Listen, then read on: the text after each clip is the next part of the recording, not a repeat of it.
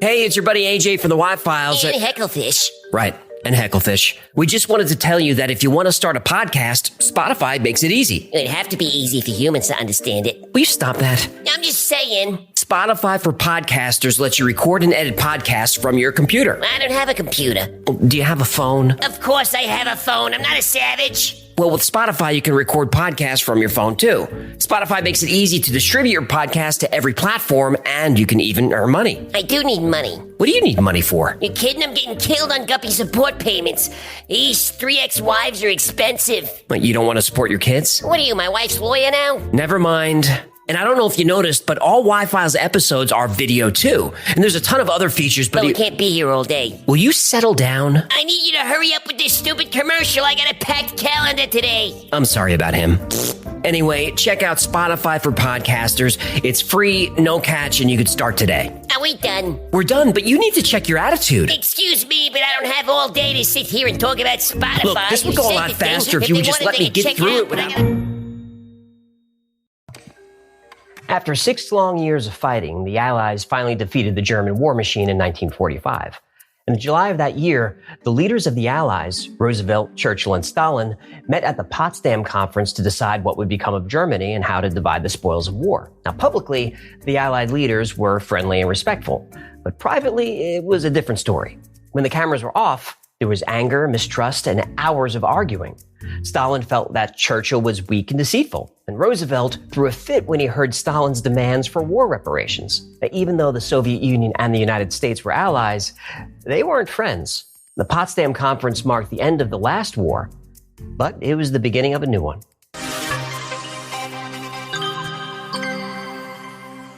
On August 4th, 1945, just a few days after Potsdam, the United States ambassador William Averell Harriman received a gift from a group of Soviet children who belonged to the Vladimir Lenin All-Union Pioneer Organization. The Vlada what? They were like Russian Boy Scouts and Girl Scouts, but more patriotic.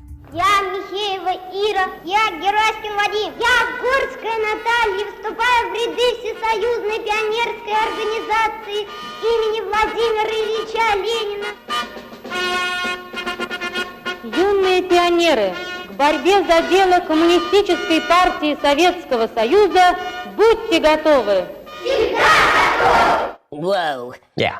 Something tells me these kids don't sell cookies. Nope. Intense. The kids presented the ambassador with an impressive gift to commemorate the friendship of the U.S. and the Soviet Union, a hand-carved wooden replica of the Great Seal of the United States. The ambassador was so pleased with the carving that he hung it in his office at the official ambassador residence in Moscow, the Spaso house. What Harriman didn't realize is that the wooden carving was more than just a decoration. Now hanging on the wall, just behind the ambassador's desk, was a state-of-the-art, high-frequency listening device that was completely undetectable. Ambassador Harriman held private meetings with military, diplomatic, and intelligence officials there. He had top-secret conversations with generals, the Secretary of State, and the President. And the Russians? They could hear every word. Oh, boy. How long before they found this bug? 7 years. Oh, for crying out loud. Yep. The intelligence community called the device the Thing. You gotta be f***ing kidding. And the Thing was on the office wall of 5 different ambassadors over 7 years. How did they finally find it? Well, by accident, actually. And that's what makes the Thing so interesting and so effective. This was an electronic listening device that didn't require electricity. Diplomats serving at the American embassy in Moscow were very concerned about Soviet spying. All staff, from the cooks to the cleaners, were background checked. They were constantly sweeping for bugs. And even people visiting the embassy were given cards on arrival that warned them that they should assume all rooms and even outdoor spaces were being monitored. Even with all these security measures in place, the Soviet secret police were somehow able to listen to the American ambassador's private conversations for years, completely undetected. The Thing was created by Leon Theremin, a Russian inventor most famous for developing one of the world's first electronic musical instruments, which he called the theremin. Name checks out. It's all about branding. I don't think I've ever heard of a theremin. Oh, you have.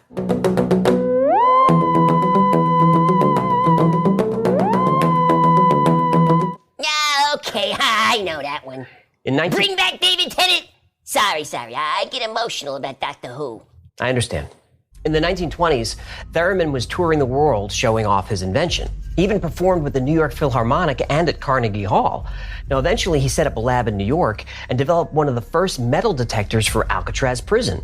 He also created an electronic burglar alarm and was the first person to demonstrate interlaced video. Now, this was advanced stuff for the 1920s. Theremin was churning out inventions, working with Thomas Edison, and really making a name for himself.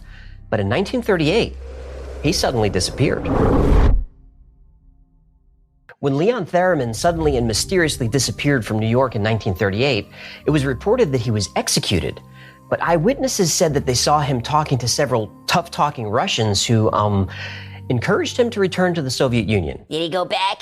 Well, the other option was a firing squad. He went back. He did. In Russia, Theremin was put in a Siberian gulag and given a choice.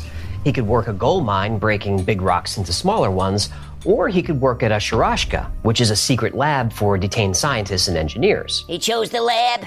He did. At the secret lab, Theremin was tasked with developing new surveillance technology to bug the U.S. Embassy and the Spaso house. His first success was an infrared microphone called a boron eavesdropping device, which inspired the modern laser microphone. And it worked by emitting a low-power IR beam to detect vibrations on glass windows. Now, the boron system worked well, but it required good line of sight, which the Russians didn't have at the Spaso house in Moscow. They needed to get something inside. So, Theremin invented the thing, the first resonant cavity microphone.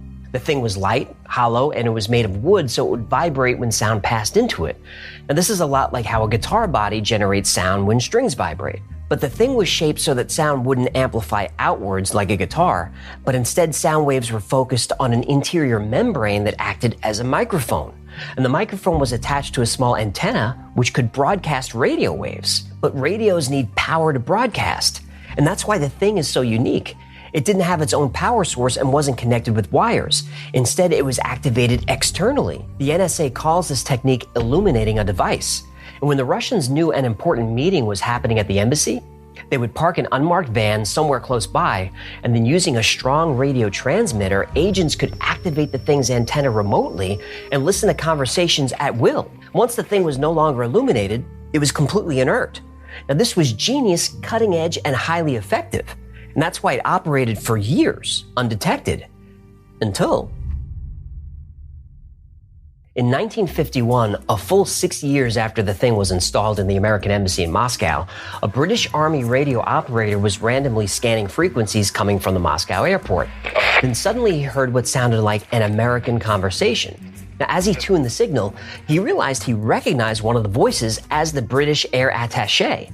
Now, completely by accident, he had tuned into the KGB frequency. Now, he alerted the embassy, who conducted a full bug sweep, but they found nothing. Then about a year later, another operative was scanning Soviet military radio traffic when he picked up a conversation in English that seemed to be coming from the Spaso house. The new ambassador, George Kennan, called in a special anti-espionage unit to perform a sweep, but this time they focused on radio traffic.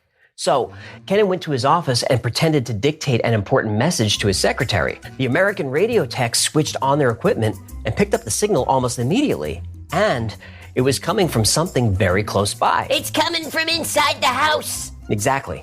A few minutes later, they triangulated the signal and found the source hanging right there on the wall.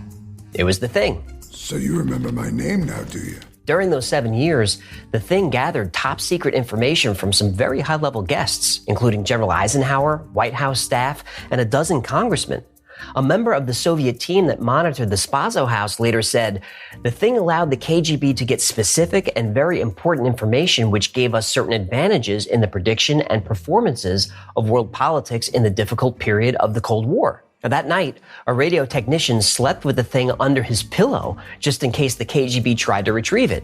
The next day, it was sent to Washington to be studied. And what did the Russians say about this? Oh, nothing. The Americans and the British didn't say a word for years. No? What did they do with it? They reverse engineered it to use on the Soviets. Yeah, I saw that coming.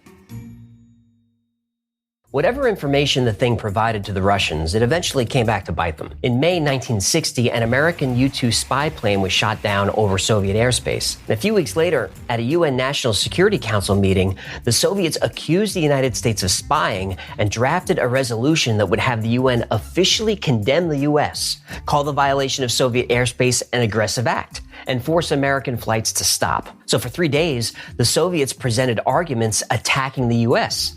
The United States was accused of warmongering, being an untrustworthy nation, and threatening world peace. The Soviets argued that countries who spied on each other should be condemned, and espionage and surveillance are considered acts of aggression. Right. The Americans quietly took the punishment. Then on day 4, when it was finally time for the U.S. to present its rebuttal, it simply brought out the thing. Ambassador Large counters repeated denials of Soviet spy activities with a concrete and dramatic example.